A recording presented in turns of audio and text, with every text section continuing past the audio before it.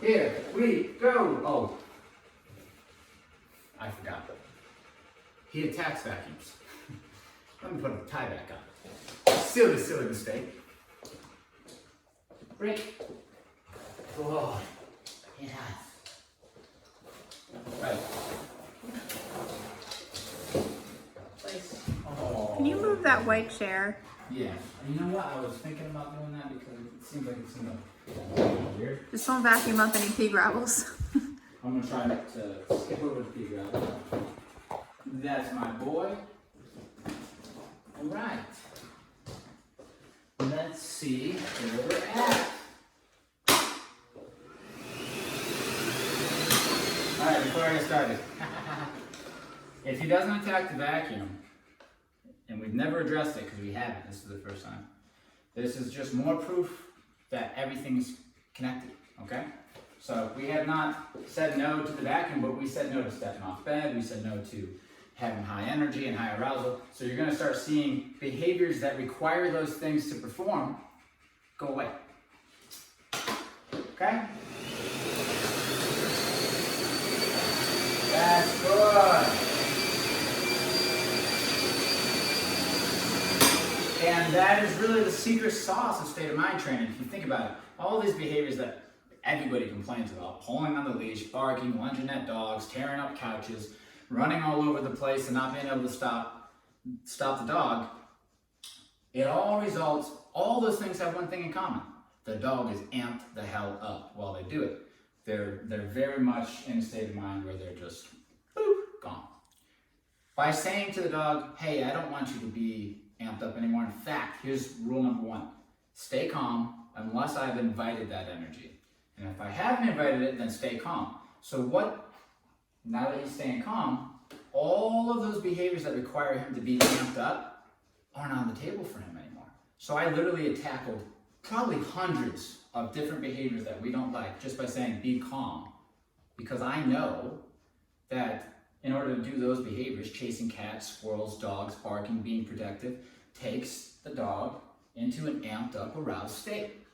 And if we disagree with that type of energy, those behaviors start to go right away. Now, that doesn't mean if I push him, he won't slip up. And of course, you know me, that's what I'm gonna do.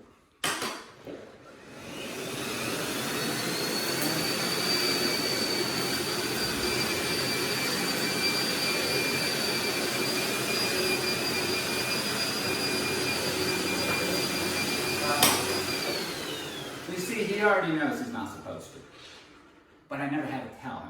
You see what I'm getting at now?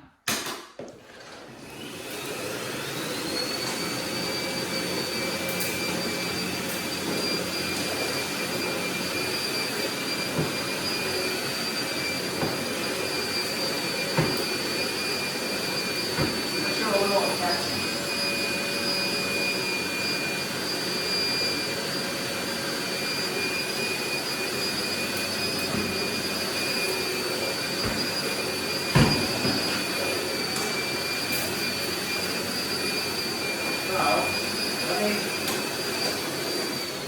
This situation we see on a daily basis, but this is so important. This is a dog who attacks vacuums. We've never showed him the vacuum. Had about a little over a week with him, teaching him certain rules, and then we present the vacuum and nothing. This is, if you want a dog, this is help you wrap your brain about how this works. Your dog's having issues around the house. Chances are, you don't have a way of telling them, calm down, and then correcting them for not calming down, right? Here's how I can prove to you that your dog's temperament and your dog's current behavior is probably causing you. This whole state of mind thing, not being able to hold your dog accountable for staying calm, is causing issues. Grab your dog, put them in a room that you're in, and then don't let them move. Don't let them move. Don't let them bring them to a fresh room that they usually love to go around and sniff things, and put things in that room that they would love to go around and sniff, and say, don't move. It's very difficult if you haven't raised your dog that way. Okay? But you gotta be able to do that, because putting the dog in a room and saying don't move is very much the solution for barking at guests, barking out the window, getting on the counter, counters, all of it, guys. It's all, everything, the root cause, why we talk about state of mind is because it literally will solve 90% of your problems right off the bat if you start thinking about your dog's state of mind, and you're literally just correcting them for state of mind errors. It doesn't matter if it results in a physical, technical error of him like jumping up on you or getting off the bed. None of that matters at first. What we're concerned about is saying, stay calm and listen to me. And if you leave that state of mind, you start to get excited and disengage with me, then I correct you. That's where we start with every dog. And that's why we don't have to have every single conversation. We have select conversations that will generalize what we expect from here on out in their life. So, grab your dog and start disagreeing with energy, or don't, because what's probably going to happen if you never did it anymore is it's probably going to try to bite you. Because that's what they do. They're going to say, how serious are you, right? And if you know what you're doing, you tell them that I'm very serious about this. And then they adapt, and they listen to you, and you have control. Control like you've never probably ever had before. You didn't have to teach a command. Now if you teach commands on top of that, now you've got a ridiculous amount of control, because you've got a respectful dog who you can calm down at will. You can tell him pretty much to mind his own at will. And you start adding these commands on here like recall and place and down. Now it's like life gets good. We can do a lot with them. So, if you're curious to see how bad your dog will struggle, put them in the middle of the room with a bunch of things that they want in the room. They enter the room and they're not allowed to go check anything out. Let me know how it goes.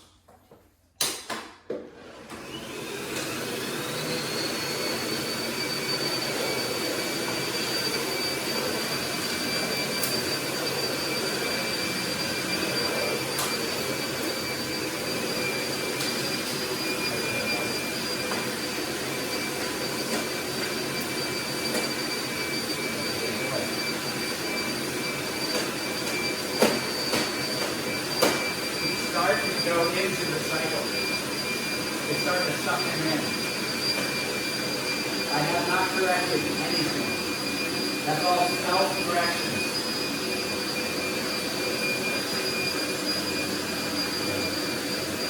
Okay? He's correcting himself, all right? Just before I go any further. He's starting to focus. He's breaking the number one rule. This is you seeing it happen. He caught himself, oh, I'm starting to get aroused. Oh, I'm starting to get hyper-focused on something that's not the training. That's against the rules. He snapped himself out of it. I never touched the collar. Now, I could have, and I would have snapped him out of it, but that's to show you that even though we haven't had this specific conversation about the vacuum, he knows, oh, that's going to require me to break rule number one, which is to get amped up. So you start to see him, it's like, wow, he's not, it looks like magic when you go to somebody's house and you do this stuff, because you do the ritual to tell them to stay calm, which nobody understands, and then you start presenting the things you're struggling with, and the dog's not doing any of the bad behaviors, and everyone's mind's blown. But now you know the secret. He can't perform that without breaking rule number one. He just can't. To bite this thing is going to take some arousal, some amped up headspace. So you see, he's aware that when he starts to flip, and you can see it start to go into that state of mind, uh-oh, that's a no-no. He knows that. So it doesn't matter if it's the vacuum. It doesn't matter if it's the dog. It doesn't matter if it's the squirrel. What matters is, are you allowing your mind to go into this hyper-obsessed, intense state of mind, which is off limits. Okay? It's off limits, because that's where dogs get into bad trouble. Especially a guy like this, who bites. Right? Alright. I'm going to push him a little bit further, see if he makes a mistake. It's up to him. Alright, I'm going to give him a correction if he does that again.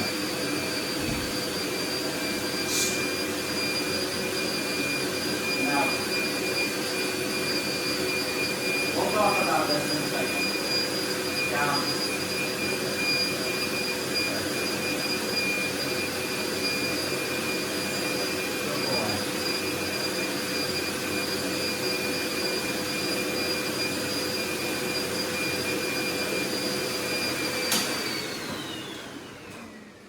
For yourself. Okay? Starting to go into that state. corrected him for starting to go, I'm not correcting him for going after the vacuum. He's breaking rule number 1. You can correct him for going after the vacuum, of course, but I can just correct him for the state of mind error. You see where I'm going? This is very powerful stuff. He got the correction. He didn't see it coming. Whoa. It was like 25. I didn't want to go too high, but I wanted to make sure it was, hey. And then his choice after that would have informed how I corrected. I didn't correct again because he made a good choice. But if he was fighting me and what I'm trying to tell him to do, then I would correct higher, but he didn't make me. What happened? He settled himself down because he understands what I'm correcting. What is it? You're not focused on your command. That's breaking rule number 1, and you're not calm. That's the secret. There it is. If anyone wants to know what the big secret is, that's it. Okay?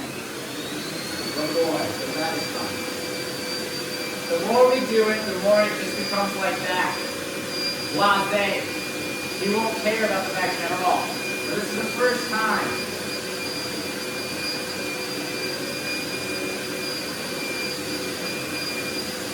I'm going to help him. Down.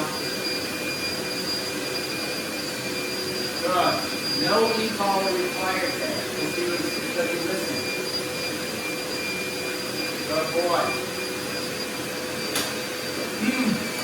I'm now out of the vacuum. Now it's appropriate time for me to vacuum. I did the training portion. I had the conversation. Now I'm going to use that state of mind. When I put a dog on a double down, I'm telling him to work on your state of mind and try to keep it calm. He's going to start to have that association with the vacuum. Because whatever states of mind your dog is in when they perform an activity is their association to that activity. And dogs are reactive by nature, so when he sees the vacuum, he just goes into whatever association he has, mentally. And if it's amped up, he'll see that and literally just go, boom, amped up. Now, if a dog sees literally every freaking thing throughout the day as amped up, then that's why your dog is always amped up. And if you just start saying, hey, I don't want you amped up at all, ever, gone, bye-bye, everything else goes away too. Okay? And then you get that, and then you start to control it and loosen up and teach them. There are times you can get amped up. Those are the times when I say you can play ball, or run up a mountain with me, or play with dogs. Every other time in your life, though, completely off limits. Everything goes away. Whining, everything. All your problems go away. Now, to get that done with a guy who bites, professional help. Because he's going to try to bite you. That's just how it works.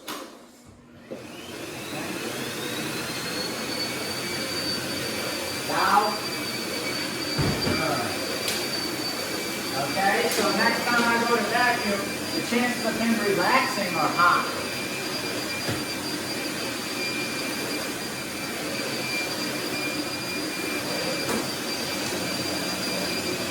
There you go. It's vacuum. You really need to be vacuum too.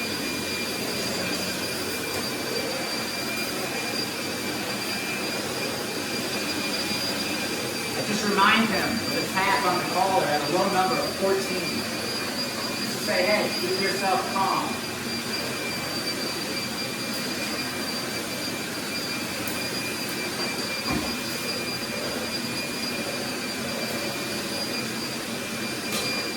This is the type of work that's going to give this dog a better life and give the owner a better life. Should I say, give this dog a better life by giving the owner a better life. Because a happier owner equals a happier dog. Do more. Okay.